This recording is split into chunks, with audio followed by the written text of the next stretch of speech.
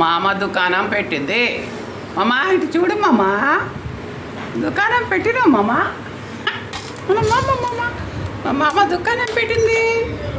మామ ఏ కెత్తేనే హాయ్.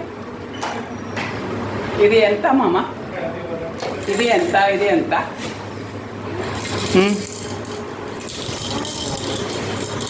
₹2. మామ పాట పాడు కదా మామ. రాను బొంబాయికి రాను పాడు మామ, పాడు మామ. మామ మామ రాను బొంబాయికి రాను ఏమంటే అట్లా అంటారా? ఏమంటారు?